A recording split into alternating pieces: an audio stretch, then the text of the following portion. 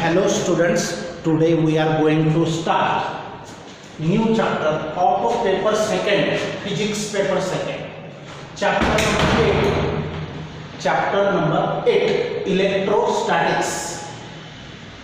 In 11th we have seen the same chapter, electrostatics, but these are the basic ideas, and now the ideas other than basic means one step ahead we are going to see. Now first 8.1 topic number 1, introduction. In the textbook, actually in introduction a very short matter is given there, but from the same matter how many questions can be prepared, that you are looking. See, can you recall, आठवण करा. Actually हे 11वीचा part आहे, पण आठवण करा म्हणजे हे माहिती असलं पाहिजे. आता बघा, can you recall question first. 3 question आहेत कॅन यू रिकॉल मध्ये. क्वेश्चन 1, क्वेश्चन 2, क्वेश्चन 3 त्याचे आन्सर्स आणि एक एक्झरसाइज क्वेश्चन आपण बघणार आहोत. आता बघा, question 1, what are conservative forces. आता कॉन्झर्वेशनचा जो मिनिंग आहे, कॉन्झर्वेशन म्हणजे अक्षय राहणे, क्षय न होणे, टिकून राहणे, जितकं आहे तितकंच टिकून राहणे, दॅट इज कॉल्ड कॉन्झर्वेशन. मग कॉन्झर्वेटिव्ह फोर्सेसचा मिनिंग काय, व्हॉट आर कॉन्झर्वेटिव्ह फोर्सेस. तर बघा, आता वर्कडन करण्यासाठी फोर्सची गरज असते. Work done means if you are applying a force to any object and the object get displaced from its position, original position, and it takes a new position, means how much is the displacement, force multiplied by displacement, that will give you work done. So to do the work done, force is needed. What are conservative forces? If work done by or against a force, जर work done हे होत असेल, कार्य होत असेल by the force किंवा फोर्सद्वारा work done होत असेल किंवा अगेन्स्ट फोर्स, फोर्सच्या विरोधात वर्कडन होत असेल, is independent of the actual path. आणि ते जर का खऱ्या पाथ म्हणजे रस्ता, ॲक्च्युअल पाथवर होणारं वर्कडन हे अवलंबून नसते. कारण आपण आतापर्यंत काय शिकलोय की फोर्स लावला एखाद्या ऑब्जेक्टला आणि तो ऑब्जेक्ट डिस्प्लेस झाला म्हणजे वर्कडन झाला. म्हणजे आपण पाथचा पण विचार करत होतो, पण जिथं पाथचा विचार नाही केला तर इफ वर्क डन बाय और अगेन्स्ट अ फोर्स, जर कार्य होत असेल बाय म्हणजे फोर्सद्वारा और अगेन्स्ट अ फोर्स किंवा फोर्सच्या विरोधात कार्य होत असेल, is independent of the actual path, आणि ते ॲक्च्युअल पाथवर अवलंबून पण नसेल, ते वर्कडन म्हणजे पाथचा समावेश नसेल. The force is said to be conservative. समजलं? तर बघा, फोर्सद्वारा वर्कडन हे फोर्सद्वारा होत असेल किंवा फोर्सवर वर्कडन विरोधी, फोर्सच्या विरोधात वर्कडन होत असेल आणि तिथं हे वर्कडन ॲक्च्युअल पाथवर अवलंबून नसेल, independent of the actual path followed by the object which is displaced or going to displace. So such a force which does work but the actual path is not depend on the work done, so such a force is called as conservative force. During work done by a conservative force, conservative force द्वारा work done होत असताना the mechanical energy is conserve. आता force लावतो म्हणजे आपण mechanical force देतो, आणि म्हणून वर्क डन होताना कॉन्झर्वेटिव्ह फोर्सद्वारा वर्क डन होताना मेकॅनिकल एनर्जी ही कॉन्झर्व राहते, ती जितकी आहे तितकीच टिकून राहते. आता work done is completely recoverable. Work done हे रिकव्हरेबल असतं, म्हणजे ज्या रस्त्याने तुम्ही गेले त्याच रस्त्याने परत वर्क डन करू शकता. आता for example gravitational force, magnetic force हे कॉन्झर्वेटिव्ह फोर्सेस आहेत. ग्रॅव्हिटेशनल फोर्स और मॅग्नेटिक फोर्स हे कोणते फोर्स आहेत? कॉन्झर्वेटिव्ह फोर्सेस आहेत. हे एक्झाम्पल आहे कॉन्झर्वेटिव्ह फोर्सचं. आता पोटेन्शियल एनर्जी, आता बघा आपण पोटेन्शियल एनर्जी, कायनेटिक एनर्जी हे आधी 9th पासून शिकतोय. पण ते आता फॉर एक्झाम्पल एखादा ऑब्जेक्ट आहे, तो काहीतरी त्याला मास आहे आणि तो काहीतरी वेलॉसिटीने मूव्हिंग करतोय, ट्रॅव्हलिंग करतोय, तर हाफ ऑफ mv² या फॉर्म्युल्याने तुम्हाला कायनेटिक एनर्जी फाइंड आउट करता येते. बरं, पोटेन्शियल एनर्जी, एखादा ऑब्जेक्ट ग्राउंडवर आहे, स्टोन आहे, आणि तो स्टोन जसा वरती आणणार तसं त्याला पोटेन्शियल एनर्जी प्राप्त होते. किंवा खालचं ग्राउंड लेवलचं पाणी आपण आपल्या छताच्या वरच्या टाकीवर ते पाणी घेऊन जातो, म्हणजे तुम्ही त्याच्यामध्ये पोटेन्शियल एनर्जी स्टोअर केली, म्हणजे त्याचं पोटेन्शियल वाढलं. त्या पाण्यामध्ये पोटेन्शियल आहे, म्हणजे खाली कॉक बाथरूममध्ये ऑन केला तरी ते पाणी त्याचं येऊ शकतं, तर त्याच्यामध्ये पोटेन्शियल एनर्जी म्हणून येऊ शकतं. मग पण इथं चार्जेसमध्ये पोटेन्शियल एनर्जीचा काय संबंध आहे चार्जेसमध्ये? तर बघा, व्हॉट इज पोटेन्शियल एनर्जी? आता electrostatics, statics means stable, electro म्हणजे चार्जेस, इलेक्ट्रिकल चार्जेस, तर स्टॅटिक इलेक्ट्रिक चार्जेस. आता करंट इलेक्ट्रिसिटीचे 2 प्रकार आहेत. स्टॅटिक करंट, करंट म्हणजे फ्लोईंग, बरोबर. स्टॅटिक इलेक्ट्रिसिटी आणि करंट इलेक्ट्रिसिटी असे इलेक्ट्रिसिटीचे 2 प्रकार आहेत. तर स्टॅटिक म्हणजे स्थिर, जी आपण एबोनाइटचा रॉड याच्यावर घासला, एबोनाइटचा रॉड उनी वस्त्रावर घासला तर चार्जेस तयार होतात, negative charges.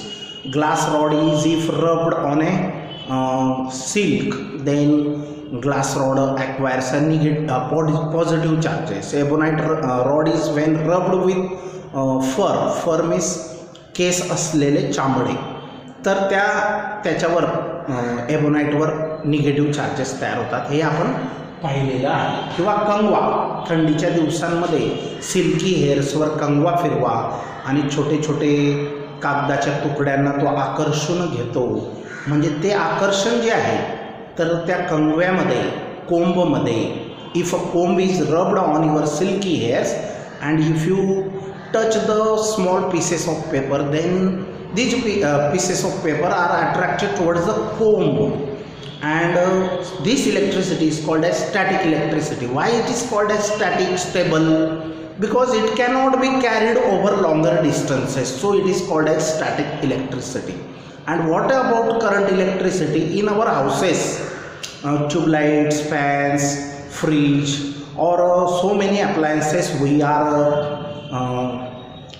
using, that are running on the current electricity, and current electricity can be carried over longer distances, thousands of kilometers we can carry it, but static electricity we can't carry it, so it is named as a static. Static means stable, म्हणजे त्या एखाद्या पदार्थाला आपण घासलो, एबोनाइटचा rod फरवर घासला, तर एबोनाइटच्या रॉडवर जे negative charges आले ते फक्त रॉडवरच राहतील काही वेळपर्यंत. ते रॉडला वायर आपण लावून दूरपर्यंत त्या चार्जेसला वायरमधून घेऊन जाऊ शकत नाही, म्हणून त्याला स्टॅटिक इलेक्ट्रिसिटी असं नाव पडलेलं आहे. आता पोटेन्शियल एनर्जी म्हणजे काय? What is potential energy? Potential energy is the work done, हे वर्क डन असतं against conservative force or forces. Conservative फोर्सच्या विरोधात जे काम होतं that is stored in the form of potential energy. आता मी तुम्हाला एक एक्झाम्पल दिलं. ग्राउंड लेवलचं वॉटर आपण मोटारीने वरच्या टाकीवर, छताच्या वरच्या टाकीवर जे घेऊन जातो, म्हणजे आपण वर्क डन केलं, फोर्स लावला, पाण्याला ढकललं, मोटारीने फोर्स लावला आणि पाणी टाकीमध्ये फुल भरून टाकलं, that is work done. That work done is stored in the form of potential energy in that water which is inside the tank. मग आता तसं आता चार्जेसमध्ये पोटेन्शियल एनर्जी म्हणजे काय? एक चार्ज आहे जवळ आणला, दुसरा अजून जवळ आणला, तिसरा चार्ज जवळ आणला, तर तुम्ही वर्क डन करत आहे कशाचं? चार्ज एकत्र आणण्याचं, जवळ आणण्याचं. आणि हे चार्जेस जवळ आणत असताना हा एक चार्ज दुसऱ्या चार्जला एकतर रिपेल करेल, एकतर अट्रॅक्ट करेल. कारण ह्या चार्जच्या कोणत्या टाईपचा तो चार्ज आहे? पॉझिटिव्ह आणि निगेटिव्ह दोन टाईपचे चार्जेस असतात. जर पॉझिटिव्ह जवळ पॉझिटिव्ह आला तर रिपेल करेल, तरी पण आपण जबरदस्ती आणलं तर मात्र त्यांची रिपल्शन वाढते, शक्ती वाढते, म्हणजे त्यांची पोटेन्शियल एनर्जी वाढते. तर ही पोटेन्शियल एनर्जी आपल्याला बघायची. बघा, potential energy is the work done against conservative force or forces in achieving a certain position. Certain position म्हणजे काय? हा एक चार्ज आपल्याकडे आहे आणि दुसरा आपण जबरदस्ती त्याच्या सिच्युएशन सराउंडिंगमध्ये आणला, म्हणजे पोझिशन, एक पोझिशन दिली आपण दुसऱ्या चार्जला, इन्फिनिटीवरच्या चार्जला आणलं आणि इथं लोकेट केलं, तर सर्टन पोझिशन त्याला मिळाली और कॉन्फिग्युरेशन मिळाली. कॉन्फिग्युरेशन म्हणजे त्याला एक संरचना मिळाली की तो त्या सिस्टम तयार झाली दोन चार्जेसची किंवा मेनी चार्जेस आणू शकतात. तर configuration of a given system समजलं. मग हा फार इम्पॉर्टंट क्वेश्चन आहे. Potential energy is the work done against conservative force और forces in achieving a certain position और configuration of a given system. Okay, आता पुढचा क्वेश्चन आहे what is Gauss law. Gauss law and what is Gaussian surface. आता Gauss is the name of scientist who stated one law which is very useful to find the electric intensity of a charged body. एखादी body charged आहे म्हणजे तिच्यामध्ये charges आहेत, तर तिची electric intensity म्हणजे चार्जची तीव्रता, इंटेन्सिटी म्हणजे तीव्रता किती असेल ते फाइंड आउट करण्यासाठीचा फॉर्म्युला गॉसने सांगितला, एक लॉ लिहिला. And what is Gaussian surface. आता गॉसियन सरफेस काय असतो ते बघणार आपण. तर गॉस लॉ काय? The flux of the net electric field. आता फ्लक्स म्हणजे काय? जेव्हा एखाद्या चार्ज पासून, जेव्हा समजा हा एक पॉइंट चार्ज आहे, तर ह्या चार्ज पासून ह्या इलेक्ट्रिक लाईन्स लांब जात असतात, अवे, त्यांचे डायरेक्शन अवे असते. हा चार्ज आहे प्लस क्यू. जर मायनस क्यू चार्ज असेल, मायनस क्यू चार्ज असेल तर ह्या लाईन्स टुवर्ड्स द चार्ज येतात. ह्या लाईन्सला lines of force, electric lines of force असं म्हणतात. हे आपण 11वीमध्ये शिकलेलो आहे. तर पॉझिटिव्ह कडून त्या जाणाऱ्या असतात आणि निगेटिव्ह कडे त्या येणाऱ्या असतात. Incoming, outgoing. आता फ्लक्स म्हणजे काय? तर ह्या नंबर ऑफ लाईन्स, आता समजा एखाद्या चार्जमधून फक्त लिमिटेड नंबर ऑफ लाईन्स जात आहेत, निघत आहेत, तर फ्लक्स कमी आहे. आणि जर फारच क्राऊडली हे लाईन्स त्याच्यामधून पास आउट होत असतील त्या चार्जमधून, तर त्याचा फ्लक्स जास्त आहे. याला म्हणतात flux. Number of lines passing per unit area. Number of lines passing per unit area. If the number of lines are more, flux is more. If the number of lines are less, flux is less. The flux of the net electric field. आता हे आजूबाजूला जे चार्जच्या around जे असेल त्याला आपण electric field म्हणणार. तर flux of the net electric field through a closed surface equals to. आता क्लोज्ड सरफेस समजा हा एक क्लोज्ड बॉडी आहे आणि तिचा सरफेस हा क्लोज्ड आहे आणि तिला चार्जेस दिलेले आहेत, पॉझिटिव्ह चार्जेस दिलेले आहेत. आणि पॉझिटिव्ह असेल तर ते आउटगोईंग असतात. मग त्यांची इलेक्ट्रिक इंटेन्सिटी ही ई असते. Capital E is the electric intensity. आणि ही इंटेन्सिटी ह्या सरफेसला नेहमी परपेंडिक्युलर असते. हा surface area small surface area ds आहे. आता बघा, closed surface equals the net charge enclosed by the surface divided by epsilon 0. आता याचा अर्थ काय होतो बघा, the flux of the net electric field म्हणजे ह्या बॉडीमध्ये जेवढे चार्जेस आहेत त्याचं एकूण, नेट म्हणजे काय, एकूण इलेक्ट्रिक फील्ड, विद्युत क्षेत्र जे आहे field through a closed surface, ह्या क्लोज्ड सरफेस मधून जो फ्लक्स म्हणजे ह्या लाइन्स निघतायत, electric lines of force, that equals to the, म्हणजे आता बघा हे एवढा जो पार्ट आहे इक्वल्स टू हा, तर याच्या अगोदरचा हा पार्ट म्हणजे हे आहे electric flux on area ds, हा ds एरिया आहे. आणि आता इंटिग्रेशन काय आहे, आता एक ds एरिया असेल त्याच्यामधून इलेक्ट्रिक इंटेन्सिटी E1, अजून दुसरा एरिया असा असेल त्याची इलेक्ट्रिक इंटेन्सिटी E2, मग अशा सगळ्यांची सम करायची, ती सम म्हणजे इंटिग्रेशन. असा सर्व जो टोटल सरफेस एरिया आहे, तर ds सारख्या अनेक एरियांनी मिळून टोटल सरफेस एरिया बनणार आहे. आणि प्रत्येक स्मॉल सरफेस एरियाला छोटीशी इलेक्ट्रिक इंटेन्सिटी असेल.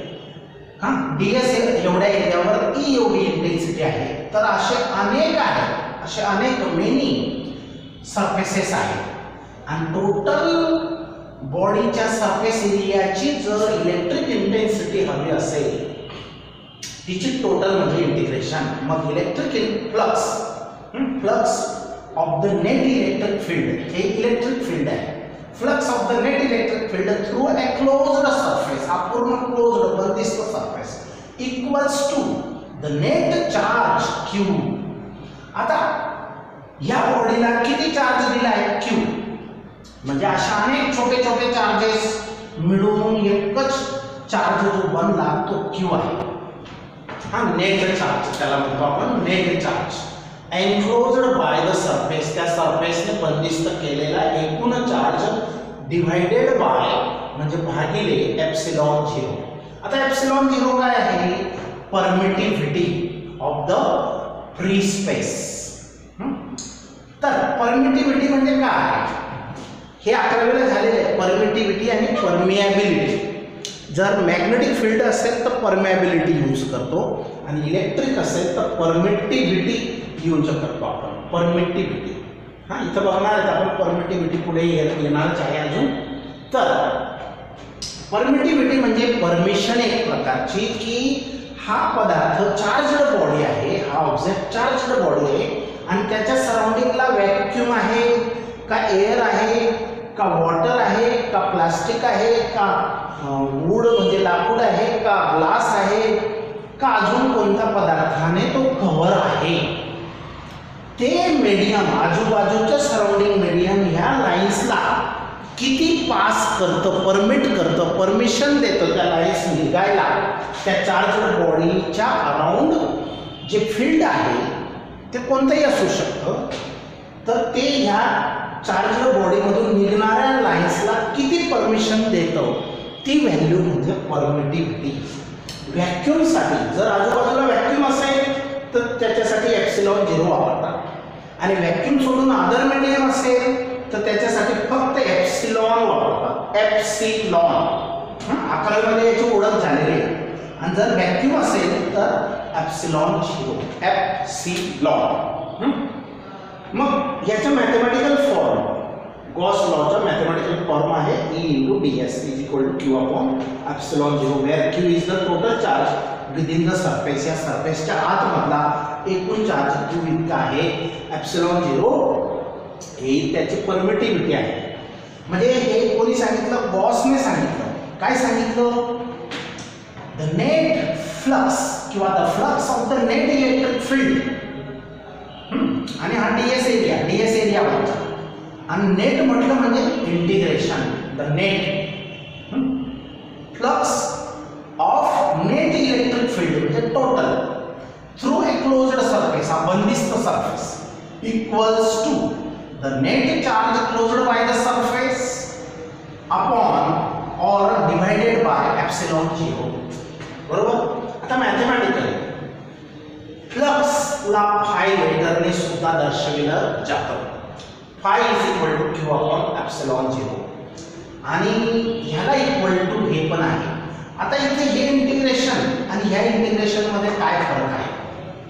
हे integration over the closed surface आहे.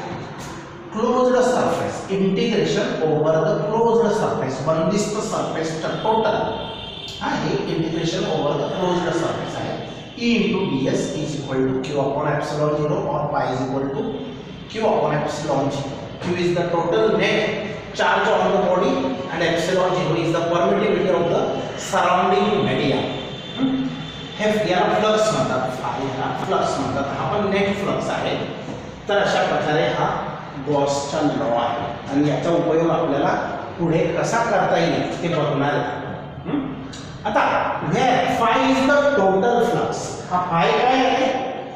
Phi is the total flux coming out of a closed surface. हा फ्लक्स निघत आहे, कमिंग आउट म्हणजे बाहेर निघतोय, या लाईन्स बाहेर निघत आहेत, बरोबर.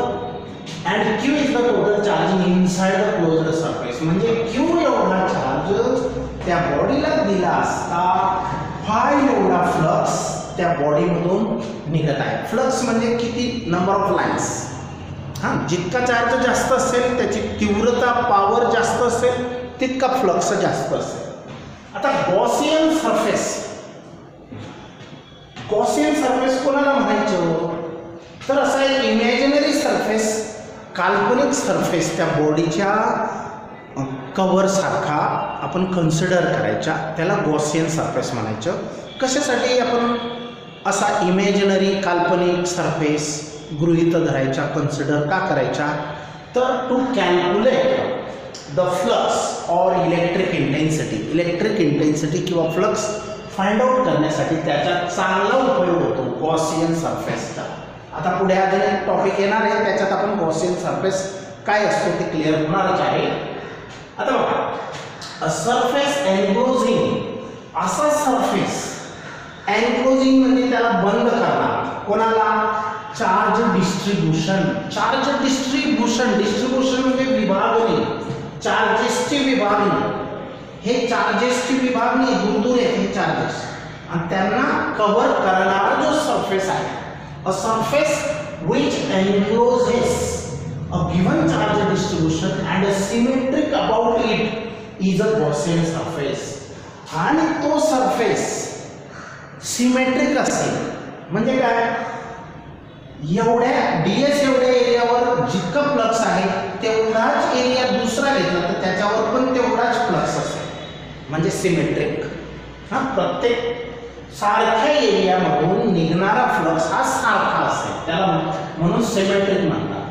म्हणून a surface enclosing a given charge distribution and symmetric about it is a Gaussian surface. If the charge distribution is linear. आता लिनियर चार्ज डिस्ट्रीब्यूशन म्हणजे काय? 11वी मध्ये आपण शिकलोय. Linear charge distribution, volume charge distribution, surface charge distribution. Linear म्हणजे काय?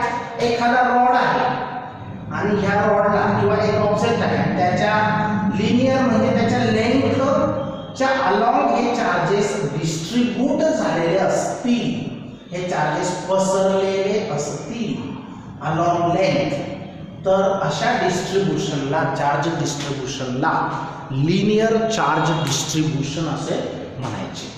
जर सरफेसवर हे पसरलेले असतील, हे चार्जेस असे सरफेसवर असतील तर याला सरफेस चार्ज डिस्ट्रीब्यूशन असे म्हणतात. आणि जर एखाद्या व्हॉल्यूम मध्ये हे चार्जेस एनक्लोज्ड असतील तर त्याला व्हॉल्यूम चार्ज डिस्ट्रीब्यूशन असे म्हणतात. ओके. लिनियर चार्ज डिस्ट्रीब्यूशन म्हणजे चार्जेस कसे पसरलेले आहेत लाईन मध्ये, म्हणून लिनियर. चार्जेस कसे पसरलेले आहेत सरफेस एरियावर, म्हणून सरफेस चार्ज डिस्ट्रीब्यूशन. चार्जेस कसे पसरलेले आहेत, डिस्ट्रीब्यूट झालेले आहेत तर ते व्हॉल्यूम, म्हणून त्याला व्हॉल्यूम. आता a surface enclosing a given charge distribution and symmetric about it is called a Gaussian surface. हा एक काल्पनिक सरफेस आहे गॉसने सांगितलं आहे की असा सरफेस गृहीत धरा एखाद्या त्या ऑब्जेक्ट चार्जड बॉडीच्या अराउंड, मग तुम्हाला flux, electric intensity find out करायला इझी पडेल आणि अशा सरफेसला गॉसियन सरफेस म्हणायचं. If the charge distribution is linear the Gaussian surface would be cylinder. जर चार्ज डिस्ट्रीब्युशन असं लिनियर असेल तर तो सरफेस कसा असावा, सिलेंड्रिकल असावा. सिलेंडर म्हणजे हे सिलेंड्रिकल आहे, हां सिलेंड्रिकल. तर surface would be the cylinder with the charges distributed along it's axis. आणि त्याचे चार्जेस या सिलेंडरचे या ॲक्सिसवर डिस्ट्रीब्यूट झालेले असतील. The charges are distributed along the axis. Gaussian surface gives convenience. Convenience म्हणजे सोयीचे. गॉसियन सरफेस आपल्याला एक सुविधा करून देतो, सोय करून देतो, सोपं करून देतो. कशा काय, ऑफ कॅल्क्युलेटिंग द इंटेग्रल. हे इंटेग्रल आन्सर फाइंड आउट करायला सोपं करून देतो गॉसियन सरफेस. आता ते कसं करतो ते पुढच्या टॉपिकमध्ये येणार आहे. A Gaussian surface is a purely imaginary and does not exist physically. Gaussian surface हा प्युअरली इमॅजिनरी कन्सेप्ट आहे. म्हणजे काय, काल्पनिक सरफेस आपण गृहीत धरायचा की असा असेल, ॲक्च्युअलमध्ये ती वस्तू नाही, म्हणजे फिजिकली तो आढळून येत नाही. Does not exist physically. Physically means वस्तूसारखा तो नाही, हा एक काल्पनिक सरफेस आहे. बरं, आता आपण क्वेश्चन नंबर 7 एक्झरसाइज मधला क्वेश्चन नंबर 7 या टॉपिकशी रिलेटेड आहे, न्यूमरिकल आहे. बघूया. बघा, 2 charges of magnitudes -4q and +2q are located. 2 charges आहेत. एक -4q समजा तो इथं आहे आणि +2q समजा तो इकडे कुठेतरी लांब आहे. हे डॉटेड लाईन म्हणजे तिकडे कुठेतरी लांब आहे. डॉटेड मध्ये हे तिकडे खूप जास्त अंतर असू शकतं. +2q तिकडे आहे, -4q इथं आहे. बरं, समजलं. आता या दोघांचं लोकेशन दिलेलं आहे. लोकेटेड म्हणजे त्यांचे कोऑर्डिनेट्स दिलेले आहेत, निर्देशक दिलेले आहेत. तर -4q कुठं आहे, हा इथं आहे. मग त्याचं लोकेशन काय आहे, 2a, 0. आता a म्हणजे काय, तर a म्हणजे रेडियस. रेडियस. आता समजा हे एक सर्कल आहे, या सर्कलची रेडियस 4a इतकी आहे आणि त्याच्या ह्या रेडियसवर x1 लोकेशनला -4q हा चार्ज वसलेला आहे, सिच्युएटेड आहे. तसा याचं लोकेशन आहे 2a 0 आणि या +2q चार्जचं लोकेशन आहे 5a 0 respectively. What is the electric flux due to these charges. हे दोघं चार्जेसमुळे. आता 2q कुठं असेल निश्चित नाही, हा तो इकडे लांब असेल किंवा इथं असेल. x2 इकडे असेल. हा बाण आणि डॉटेड लाईन काय सांगते की +2q तिकडे आहे पण याच्यापासून लांब आहे. तर त्या दोघांमुळे इलेक्ट्रिक फ्लक्स किती तयार होईल. What is the electric flux due to these charges through a sphere of radius 4a. असा स्फिअर की ज्याची रेडियस 4a आहे. आता बघा, फक्त a म्हणजे रेडियस, पण ती रेडियस a ची व्हॅल्यू आपल्याला माहित नाही. त्याच्या 4 टाइम्स, रेडियसच्या 4 टाइम्स एवढं, म्हणजे a च्या 4 टाइम्स एवढी रेडियस त्या स्फिअरची आहे. Radius 4a with its centre at the origin. आणि हे सेंटर जे आहे त्या स्फिअरचं त्याला ओरिजिन समजूया. आता बघा, distance OX1 D for distance OX1 हे डिस्टन्स किती आहे 2a. कारण लोकेशन सांगितलंय ना -4q या चार्जचं 2a आहे. नंतर डिस्टन्स OX2 O आणि X2 तिकडे किती पण लांब आहे त्याच्यावर 5a. हा, हे दोन लोकेशन दिले म्हणजे हे डिस्टन्सेस दिले O या सेंटर पासून. तर -4q ह्या चार्जचं लोकेशन ह्याच्यापासून किंवा डिस्टन्स या सेंटर पासून किती आहे 2a.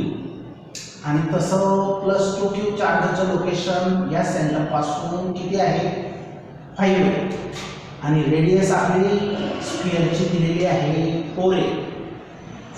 ओके. आता बघा, Gaussian surface is of radius 4a. Gaussian surface म्हणजे काल्पनिक सरफेस ची रेडियस 4a आहे अँड दॅट कंटेन्स, आणि त्याच्यामध्ये the charge -4q inside. -4q हा चार्ज त्या गॉसियन सरफेसच्या मध्ये आहे. मध्ये म्हणजे कुठं तरी आहे पण मध्ये आहे. As the flux depends only upon the charge. Flux कशावर डिपेंड असतो? चार्जवर डिपेंड असतो. कारण एकूणच सांगितलं गॉसने सांगितलं. तर as the flux depends only upon the charge enclosed by the Gaussian surface. Gaussian सरफेसने जो चार्ज एनक्लोज केलेला आहे त्याच्यावर बंदिस्त आतमधल्या चार्जवर त्याचं फ्लक्स अवलंबून असते.